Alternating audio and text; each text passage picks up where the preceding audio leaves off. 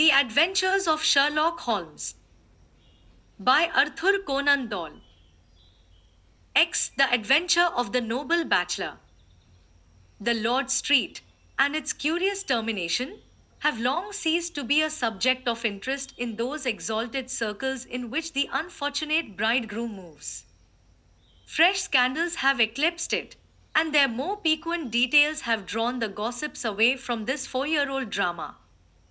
As I have reason to believe, however, that the full facts have never been revealed to the general public, and as my friend Sherlock Holmes had a considerable share in clearing the matter up, I feel that no memoir of him would be complete without some little sketch of this remarkable episode.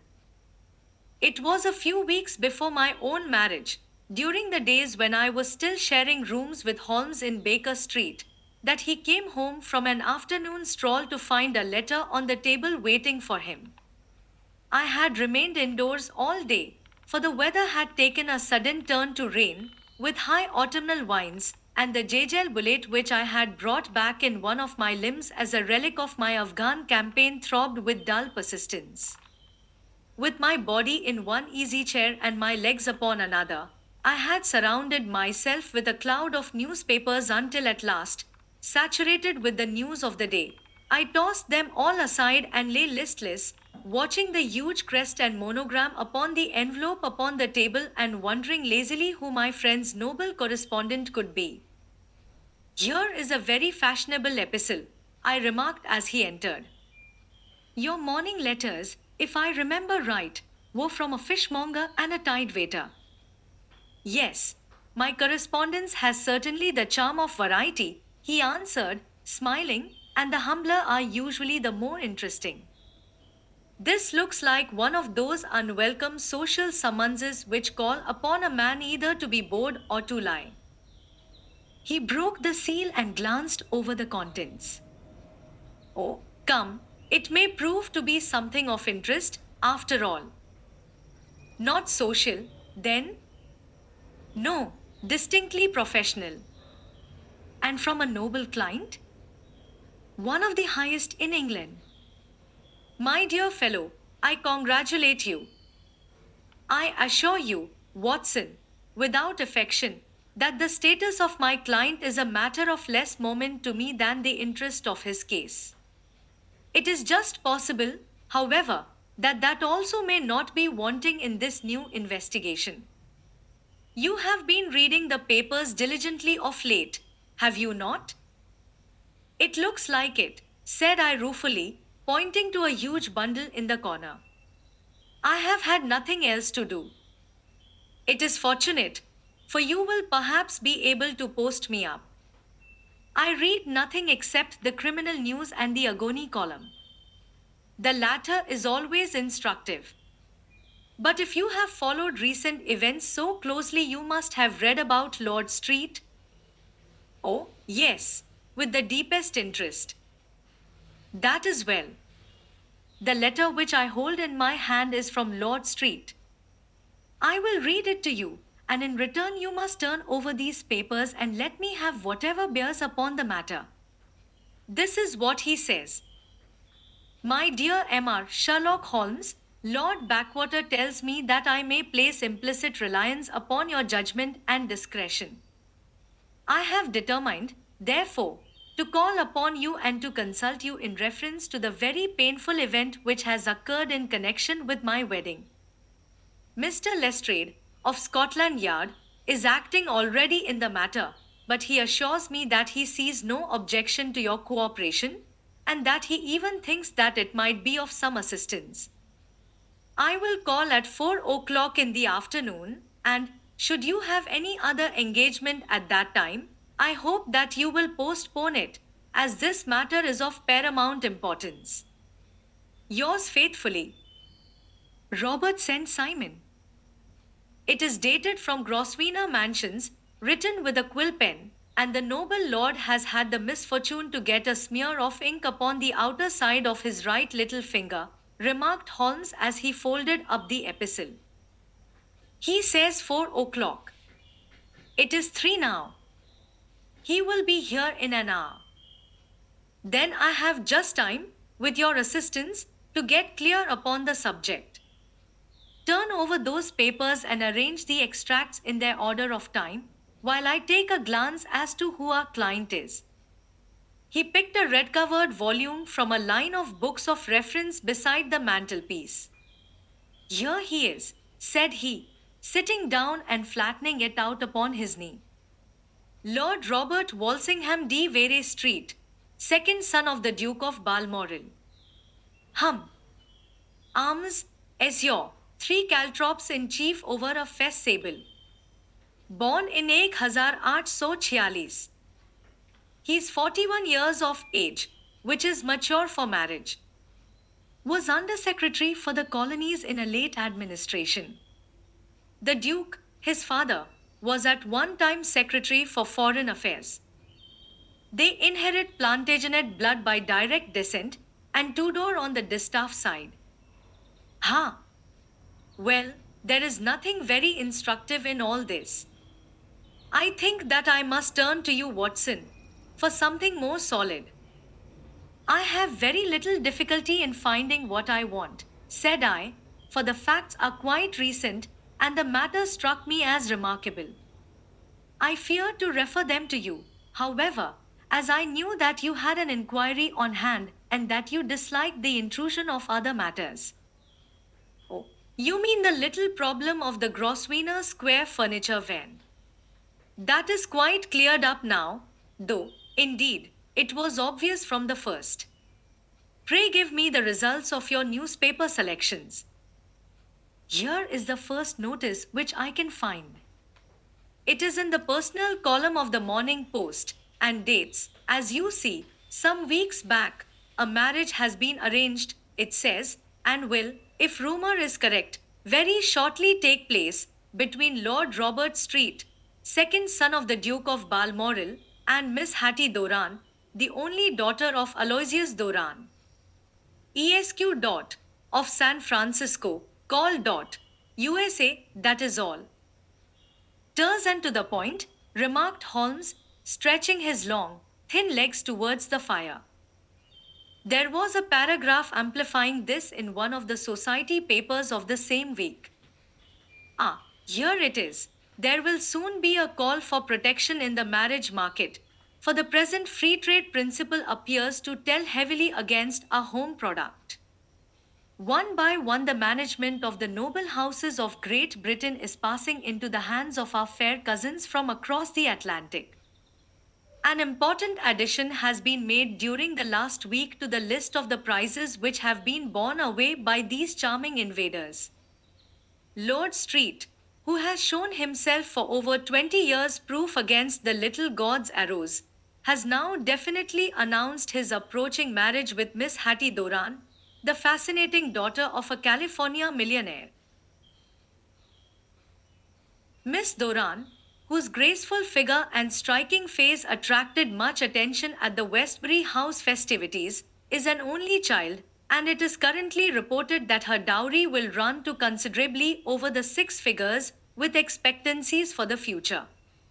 As it is an open secret that the Duke of Balmoral has been compelled to sell his pictures within the last few years, and as Lord Street, it is obvious that the Californian heiress is not the only gainer by an alliance which will enable her to make the easy and common transition from a Republican lady to a British peeress.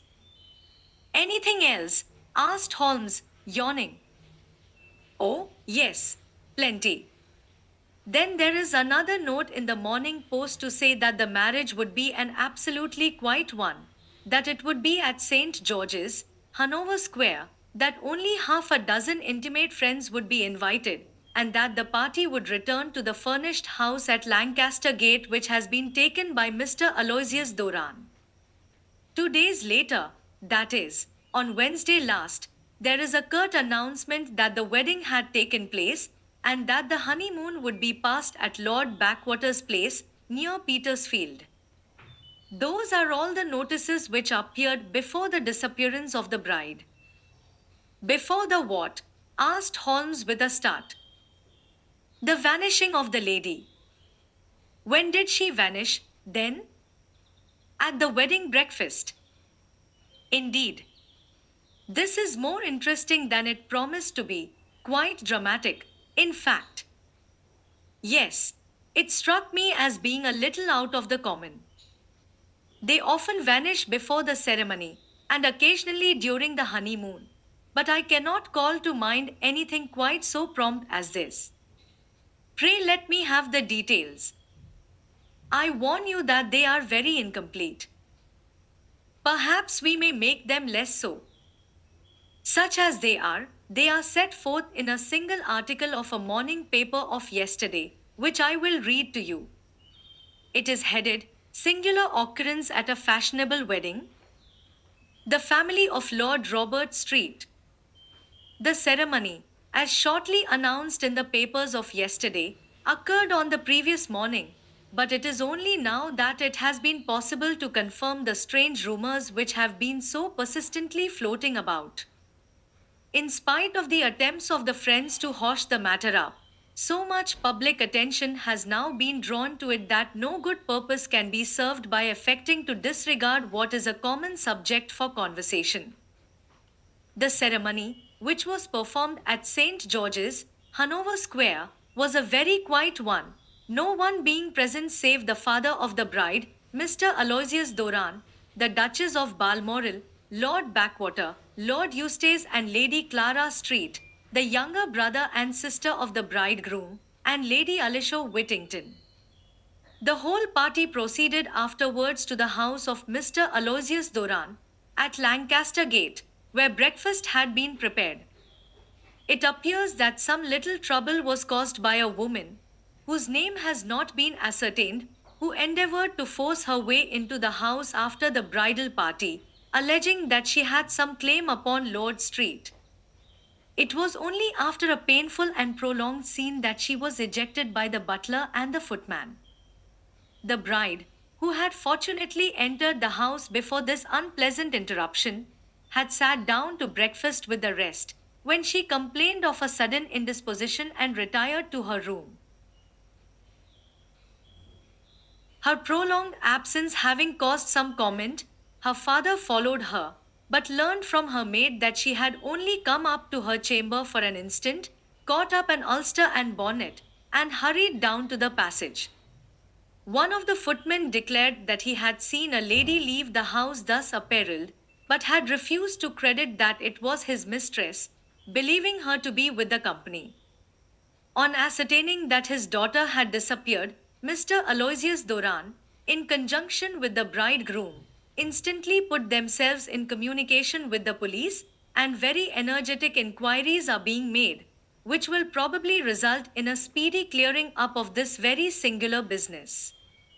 Up to a late hour last night, however, nothing had transpired as to the whereabouts of the missing lady.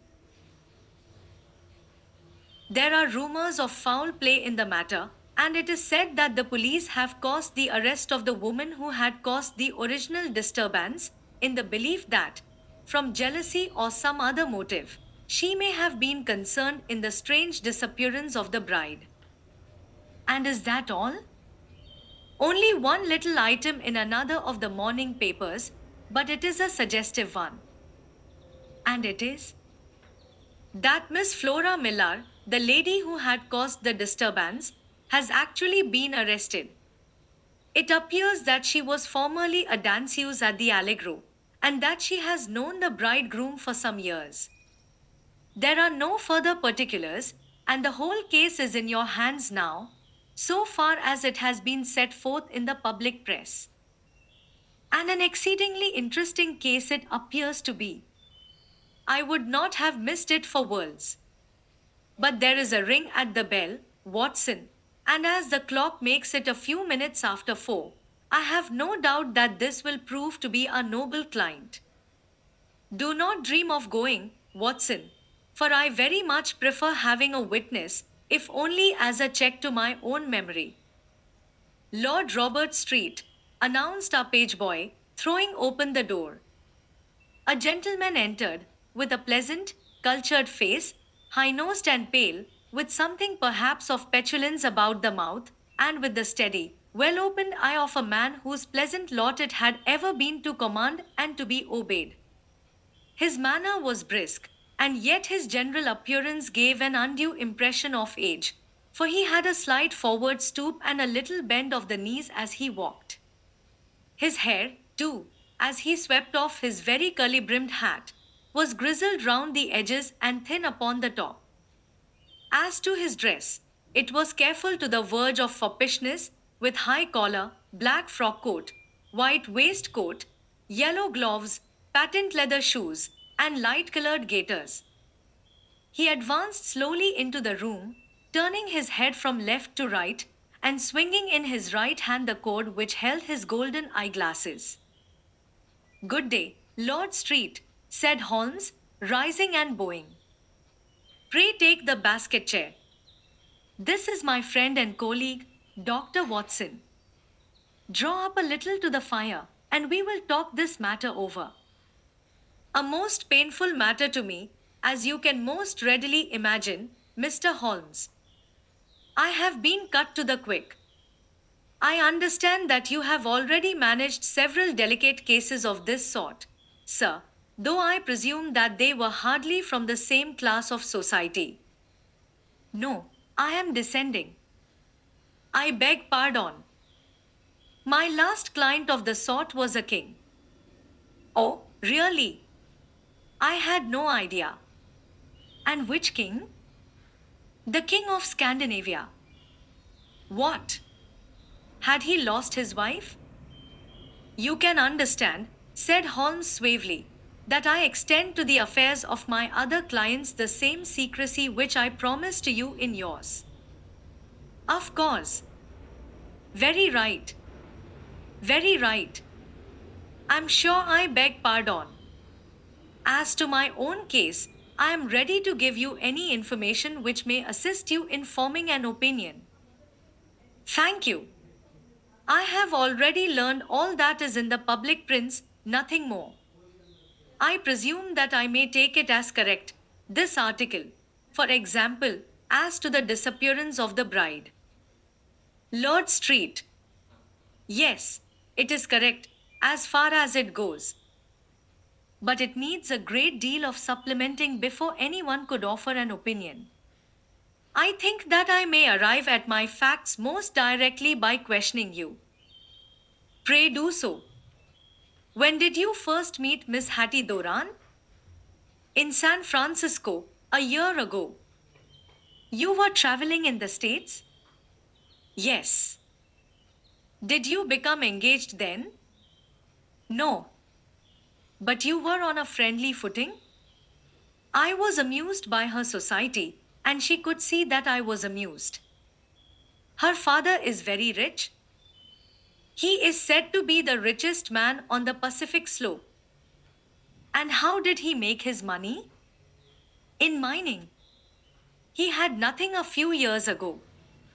Then he struck gold, invested it, and came up by leaps and bounds. Now, what is your own impression as to the young lady's, your wife's character? The nobleman swung his glasses a little faster and stared down into the fire. You see, Mr. Holmes, said he, my wife was 20 before her father became a rich man. During that time she ran free in a mining camp and wandered through woods or mountains, so that her education has come from nature rather than from the schoolmaster. She is what we call in England a tomboy, with a strong nature, wild and free, unfettered by any sort of traditions. She is impetuous, volcanic, I was about to say. She is swift in making up her mind and fearless in carrying out her resolutions. On the other hand, I would not have given her the name which I have the honor to bear. He gave a little stately cough, had I not thought her to be at bottom a noble woman. I believe that she is capable of heroic self-sacrifice and that anything dishonorable would be repugnant to her. Have you her photograph? I brought this with me. He opened a locket and showed us the full face of a very lovely woman. It was not a photograph but an ivory miniature, and the artist had brought out the full effect of the lustrous black hair, the large dark eyes, and the exquisite mouth. Holmes gazed long and earnestly at it. Then he closed the locket and handed it back to Lord Street. The young lady came to London, then, and you renewed your acquaintance? Yes, her father brought her over for this last London season. I met her several times, became engaged to her, and have now married her. She brought, I understand, a considerable dowry? A fair dowry. Not more than is usual in my family. And this, of course, remains to you, since the marriage is a fait accompli. I really have made no inquiries on the subject. Very naturally not. Did you see Miss Doran on the day before the wedding? Yes. Was she in good spirits? Never better. She kept talking of what we should do in our future lives. Indeed, that is very interesting. And on the morning of the wedding? She was as bright as possible, at least until after the ceremony. And did you observe any change in her then? Well, to tell the truth, I saw then the first signs that I had ever seen that her temper was just a little sharp. The incident, however, was too trivial to relate and can have no possible bearing upon the case. Pray let us have it, for all that. Oh, it is childish. She dropped her bouquet as we went towards the vestry. She was passing the front pew at the time, and it fell over into the pew. There was a moment's delay, but the gentleman in the pew handed it up to her again, and it did not appear to be the worse for the fall. Yet when I spoke to her of the matter, she answered me abruptly, and in the carriage, on our way home, she seemed absurdly agitated over this trifling cause. Indeed, you say that there was a gentleman in the pew. Some of the general public were present, then? Oh, yes. It is impossible to exclude them when the church is open. This gentleman was not one of your wife's friends? No, no. I call him a gentleman by courtesy, but he was quite a common looking person. I hardly noticed his appearance. But really, I think that we are wandering rather far from the point. Lady Street, then, returned from the wedding in a less cheerful frame of mind than she had gone to it. What did she do on re entering her father's house? I saw her in conversation with her maid. And who is her maid? Elise is her name.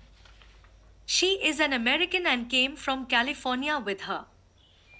A confidential servant? A little too much so. It seemed to me that her mistress allowed her to take great liberties. Still, of course, in America they look upon these things in a different way. How long did she speak to this Elise? Oh, a few minutes. I had something else to think of. You did not overhear what they said? Lady Street. She was accustomed to use slang of the kind. I have no idea what she meant. American slang is very expressive sometimes. And what did your wife do when she finished speaking to her maid? She walked into the breakfast room. On your arm? No, alone. She was very independent in little matters like that. Then, after we had sat down for 10 minutes or so, she rose hurriedly, muttered some words of apology, and left the room. She never came back. But this maid, Elise, as I understand, deposes that she went to her room, covered her bride's dress with a long ulster, put on a bonnet, and went out. Quite so. And she was afterwards seen walking into Hyde Park in company with Flora Millar, a woman who is now in custody, and who had already made a disturbance at Mr. Doran's house that morning. Ah, yes. I should like a few particulars as to this young lady, and your relations to her. Lord Street. We have been on a friendly footing for some years, I may say on a very friendly footing. She used to be at the Allegro. I have not treated her ungenerous, and she had no just cause of complaint against me. But you know what women are, Mr. Holmes. Flora was a dear little thing, but exceedingly hot headed and devotedly attached to me. She wrote me dreadful letters when she heard that I was about to be married, and, to tell the truth, the reason why I had the marriage celebrated so quietly was that I feared lest there might be a scandal in the church.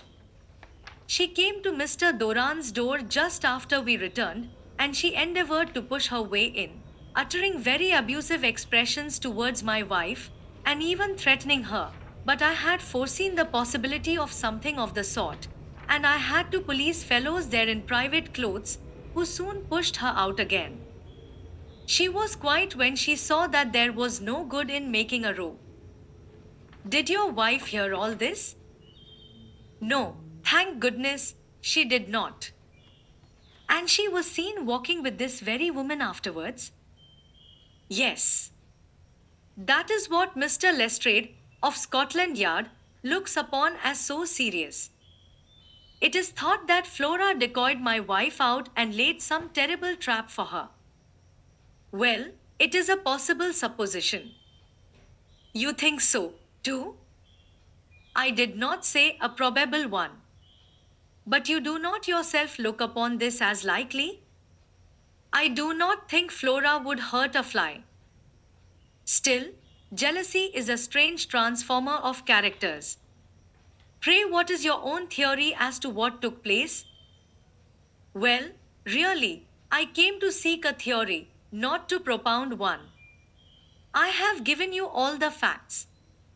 Since you ask me, however, I may say that it has occurred to me as possible that the excitement of this affair, the consciousness that she had made so immense a social stride, had the effect of causing some little nervous disturbance in my wife. In short, that she had become suddenly deranged? Well, really, when I consider that she has turned her back, I will not say upon me, but upon so much that many have aspired to without success, I can hardly explain it in any other fashion.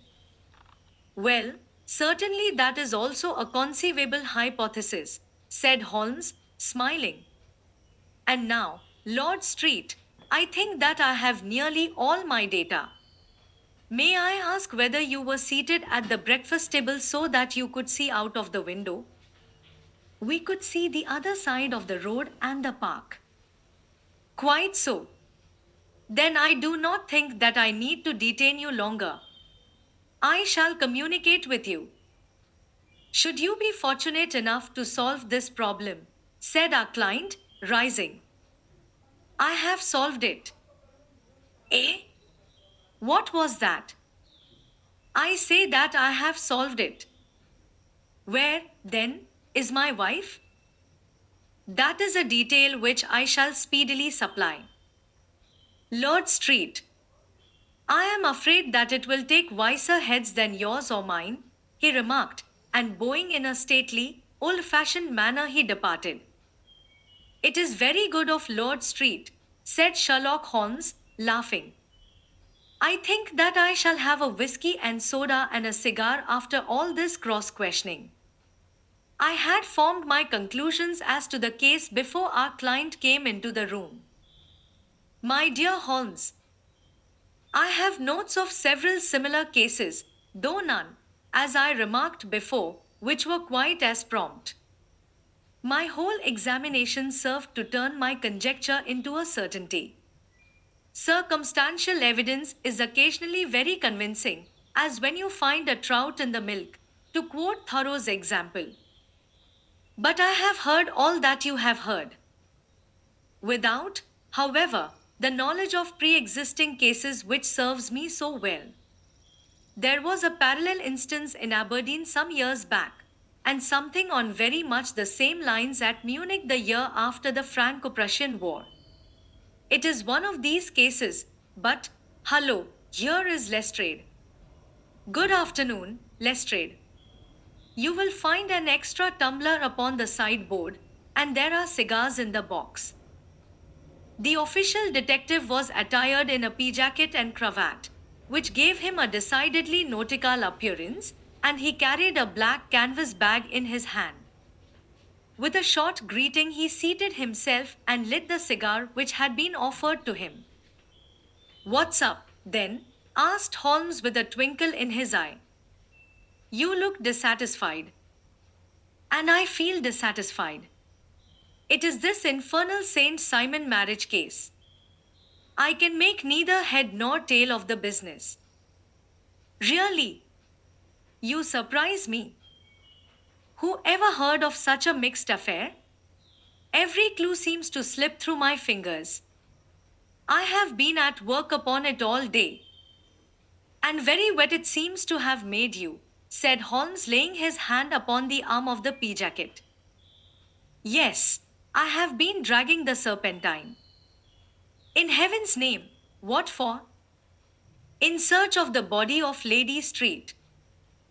Sherlock Holmes leaned back in his chair and laughed heartily. Have you dragged the basin of Trafalgar Square fountain? He asked. Why? What do you mean? Because you have just as good a chance of finding this lady in the one as in the other.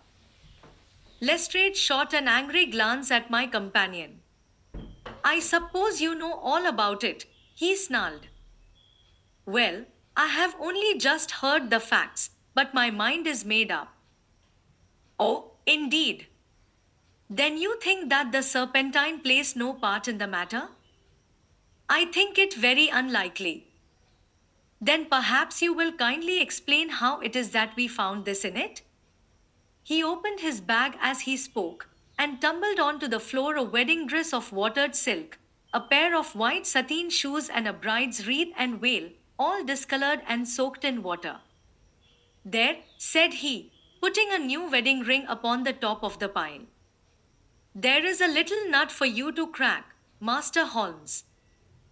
Oh, indeed, said my friend, blowing blue rings into the air. You dragged them from the serpentine? No. They were found floating near the margin by a parkkeeper. They have been identified as her clothes, and it seemed to me that if the clothes were there, the body would not be far off. By the same brilliant reasoning, every man's body is to be found in the neighborhood of his wardrobe. And pray, what did you hope to arrive at through this? At some evidence implicating Flora Millar in the disappearance. I am afraid that you will find it difficult. Are you, indeed, now? Cried Lestrade with some bitterness. I am afraid, Holmes, that you are not very practical with your deductions and your inferences. You have made two blunders in as many minutes. This dress does implicate Miss Flora Millar. And how? In the dress is a pocket. In the pocket is a card case. In the card case is a note. And here is the very note. He slapped it down upon the table in front of him. Listen to this. You will see me when all is ready. Come at once. FHM. Now my theory all along has been that Lady Street, and that she, with confederates, no doubt, was responsible for her disappearance. Here, signed with her initials, is the very note which was no doubt quietly slipped into her hand at the door and which lured her within their reach. Very good, Lestrade, said Holmes, laughing. You really are very fine indeed. Let me see it. He took up the paper in a listless way, but his attention instantly became riveted, and he gave a little cry of satisfaction. This is indeed important, said he. Ha! You find it so? Extremely so. I congratulate you warmly. Lestrade rose in his triumph and bent his head to look. Why, he shrieked, you're looking at the wrong side. On the contrary, this is the right side. The right side? You're mad. Here is the note written in pencil over here. And over here is what appears to be the fragment of a hotel bill, which interests me deeply. There's nothing in it. I looked at it before, said Lestrade. October 4th, rooms 8 dot, breakfast 2 6 dot, cocktail 1 dot, lunch 2 6 dot, glass sherry 8 I see nothing in that. Very likely not. It is most important, all the same. As to the note, it is important also, or at least the initials are, so I congratulate you again. I've wasted time enough, said Lestrade, rising. I believe in hard work and not in sitting by the fire spinning fine theories. Good day, Mr. Holmes, and we shall see which gets to the bottom of the matter first. He gathered up the garments, thrust them into the bag, and made for the door. Just one hint to you, Lestrade, drawled Holmes before his rival vanished. I will tell you the true solution of the matter. Lady Street. There is not, and there never has been, any such person. Lestrade looked sadly at my companion. Then he turned to me, tapped his forehead 3 times, shook his head solemnly, and hurried away. He had hardly shut the door behind him when Holmes rose to put on his overcoat. There is something in what the fellow says about outdoor work, he remarked, so I think, Watson, that I must leave you to your papers for a little. It was after 5 o'clock when Sherlock Holmes left me, but I had no time to be lonely, for within an hour there arrived a confectioner's man with a very large flat box. This he unpacked with the help of a youth whom he had brought with him, and presently, to my very great astonishment, a quite Epicurean little cold supper began to be laid out upon our humble lodging house mahogany. There were a couple of brace of cold woodcock, a pheasant, a pâté de foie gras pie with a group of ancient and cobwebby bottles. Having laid out all these luxuries, my 2 visitors vanished away, like the genie of the Arabian Nights, with no explanation save that the things had been paid for and were ordered to this address. Just before 9 o'clock, Sherlock Holmes stepped briskly into the room. His features were gravely set, but there was a light in his eye which made me think that he had not been disappointed in his conclusions. They have laid the supper, then, he said, rubbing his hands. You seem to expect company. They have laid for 5. Yes, I fancy we may have some company dropping in, said he. I am surprised that Lord Street. Ha! I fancy that I hear his step now upon the stairs. It was indeed a visitor of the afternoon who came bustling in, dangling his glasses more vigorously than ever, and with a very perturbed expression upon his aristocratic features. My messenger reached you, then? Asked Holmes. Yes, and I confess that the contents startled me beyond measure. Have you good authority for what you say? The best possible. Lord Street. What will the Duke say, he murmured, when he hears that one of the family has been subjected to such humiliation? It is the purest accident. I cannot allow that there is any humiliation. Ah, you look on these things from another standpoint. I fail to see that anyone is to blame. I can hardly see how the lady could have acted otherwise, though her abrupt method of doing it was undoubtedly to be regretted. Having no mother, she had no one to advise her at such a crisis. It was a slight, sir, a public slight, said Lord Street, tapping his fingers upon the table. You must make allowance for this poor girl, placed in so unprecedented a position. I will make no allowance. I am very angry indeed, and I have been shamefully used. I think that I heard a ring, said Holmes. Yes, there are steps on the landing. If I cannot persuade you to take a lenient view of the matter, Lord Street, I have brought an advocate here who may be more successful. He opened the door and ushered in a lady and gentleman. Lord Street, said he, allow me to introduce you to Mr. and Mrs. Francis Hay Moulton. The lady, I think, you have already met. At the sight of these newcomers, our client had sprung from his seat and stood very erect, with his eyes cast down and his hand thrust into the breast of his frock coat, a picture of offended dignity.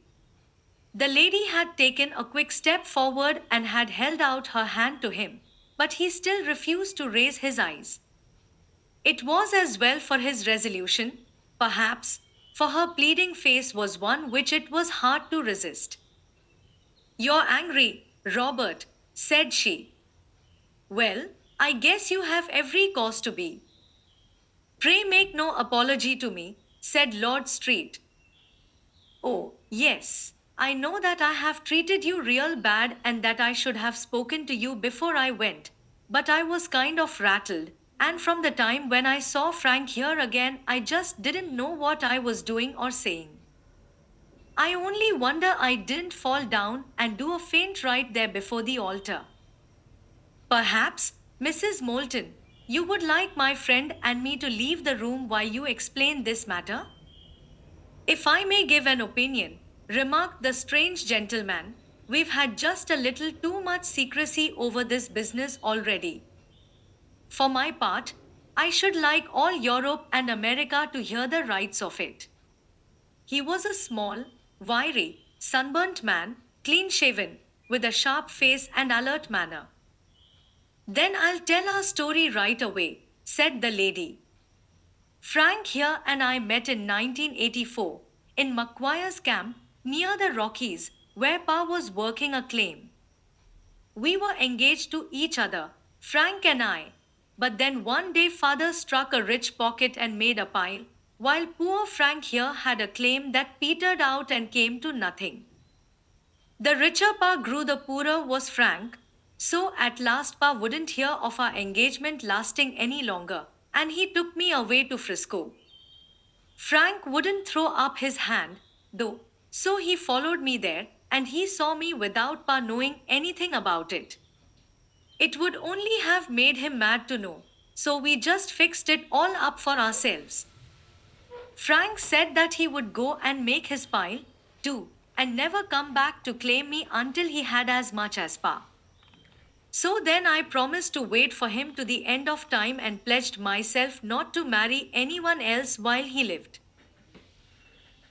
Why shouldn't we be married right away, then, said he, and then I will feel sure of you, and I won't claim to be your husband until I come back? Well, we talked it over, and he had fixed it all up so nicely, with a clergyman all ready in waiting, that we just did it right there, and then Frank went off to seek his fortune, and I went back to Pa. The next I heard of Frank was that he was in Montana, and then he went prospecting in Arizona, and then I heard of him from New Mexico. After that came a long newspaper story about how a miners' camp had been attacked by Apache Indians, and there was my Frank's name among the killed. I fainted dead away, and I was very sick for months after. Pa thought I had a decline and took me to half the doctors in Frisco. Not a word of news came for a year and more, so that I never doubted that Frank was really dead.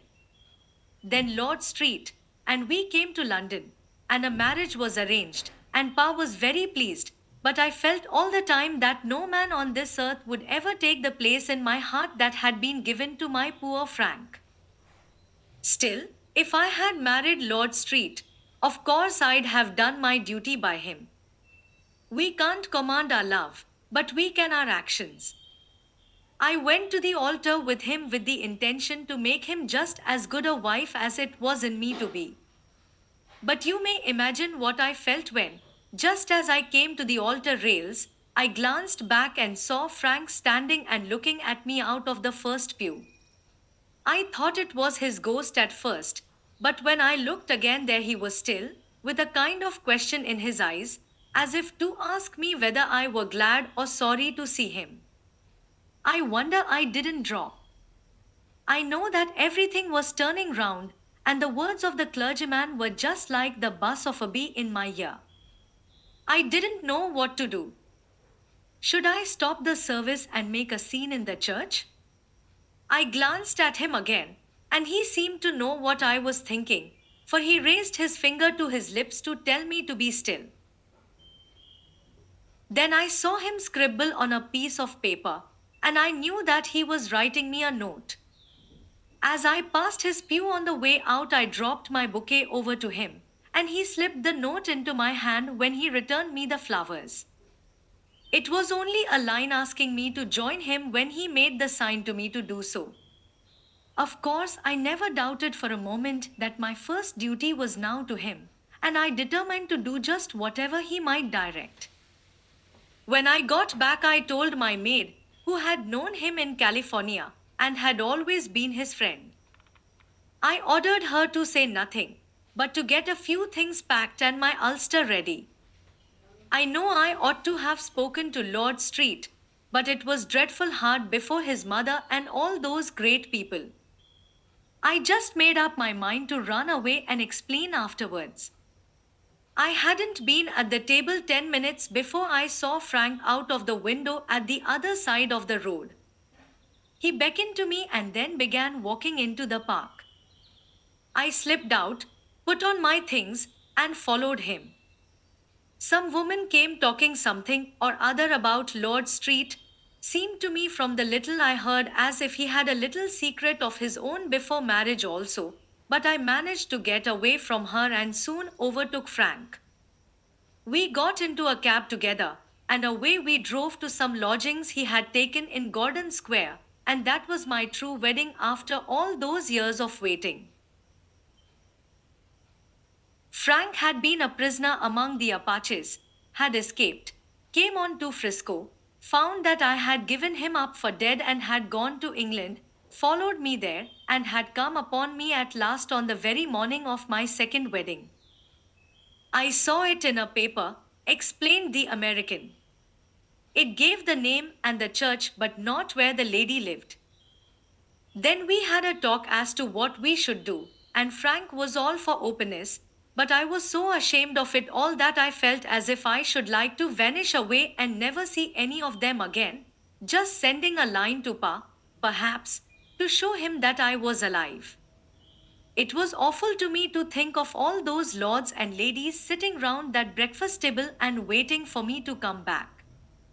So Frank took my wedding clothes and things and made a bundle of them, so that I should not be traced, and dropped them away somewhere where no one could find them. It is likely that we should have gone on to Paris tomorrow, only that this good gentleman, Mr. Holmes, came round to us this evening, though how he found us is more than I can think, and he showed us very clearly and kindly that I was wrong and that Frank was right, and that we should be putting ourselves in the wrong if we were so secret. Then he offered to give us a chance of talking to Lord Street. Simon alone, and so we came right away round to his rooms at once. Now, Robert, you have heard it all, and I am very sorry if I have given you pain, and I hope that you do not think very meanly of me. Lord Street, but had listened with a frowning brow and a compressed lip to this long narrative. Excuse me, he said, but it is not my custom to discuss my most intimate personal affairs in this public manner. Then you won't forgive me? You won't shake hands before I go?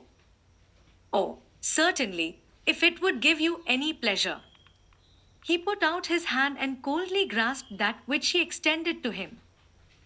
I had hoped, suggested Holmes, that you would have joined us in a friendly supper. I think that there you ask a little too much, responded his lordship.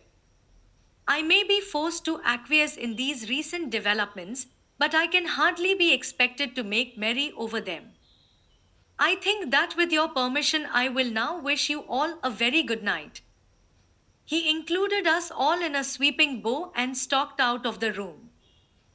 Then I trust that you at least will honor me with your company, said Sherlock Holmes. It is always a joy to meet an American, Mr. Moulton, for I am one of those who believe that the folly of a monarch and the blundering of a minister in far-gone years will not prevent our children from being some day citizens of the same worldwide country under a flag which shall be a quartering of the Union Jack with the stars and stripes. The case has been an interesting one, remarked Holmes when our visitors had left us, because it serves to show very clearly how simple the explanation may be of an affair which at first sight seems to be almost inexplicable. Nothing could be more natural than the sequence of events as narrated by this lady, and nothing stranger than the result when viewed, for instance, by Mr. Lestrade of Scotland Yard. You were not yourself at fault at all, then? From the first, two facts were very obvious to me, the one that the lady had been quite willing to undergo the wedding ceremony, the other that she had repented of it within a few minutes of returning home. Obviously, something had occurred during the morning, then, to cause her to change her mind. What could that something be? She could not have spoken to anyone when she was out, for she had been in the company of the bridegroom. Had she seen someone, then? If she had, it must be someone from America because she had spent so short a time in this country that she could hardly have allowed anyone to acquire so deep an influence over her that the mere sight of him would induce her to change her plans so completely. You see, we have already arrived, by a process of exclusion, at the idea that she might have seen an American. Then who could this American be, and why should he possess so much influence over her? It might be a lover, it might be a husband. Her young womanhood had, I knew, been spent in rough scenes and under strange conditions. So far I had got before I ever heard Lord Street. When he told us of a man in a pew, of the change in the bride's manner, of so transparent a device for obtaining a note as the dropping of a bouquet, of her resort to her confidential maid, and of her very significant allusion to claim jumping, which in miners' parlance means taking possession of that which another person has a prior claim to, the whole situation became absolutely clear. She had gone off with a man, and the man was either a lover or was a previous husband, the chances being in favor of the latter. And how in the world did you find them? It might have been difficult, but friend Lestrade held information in his hands the value of which he did not himself know. The initials were, of course, of the highest importance, but more valuable still was it to know that within a week he had settled his bill at one of the most select London hotels. How did you deduce the select? By the select prices. 8 shillings for a bed and 8 pence for a glass of sherry pointed to one of the most expensive hotels. There are not many in London which charge at that rate. In the second one, which I visited in Northumberland Avenue, I learned by an inspection of the book that Francis H. Moulton, an American gentleman, had left only the day before, and on looking over the entries against him, I came upon the very items which I had seen in the duplicate bill. His letters were to be forwarded to 226 Gordon Square, so thither I travelled, and being fortunate enough to find the loving couple at home, I ventured to give them some paternal advice and to point out to them that it would be better in every way that they should make their position a little clearer both to the general public and to Lord Street. I invited them to meet him here, and, as you see, I made him keep the appointment. But with no very good result, I remarked. His conduct was certainly not very gracious. Ah, Watson, said Holmes, smiling, perhaps you would not be very gracious either, if, after all the trouble of wooing and wedding, you found yourself deprived in an instant of wife and of fortune. I think that we may judge Lord Street. Draw your chair up and hand me my violin, for the only problem we have still to solve is how to while away these bleak autumnal evenings.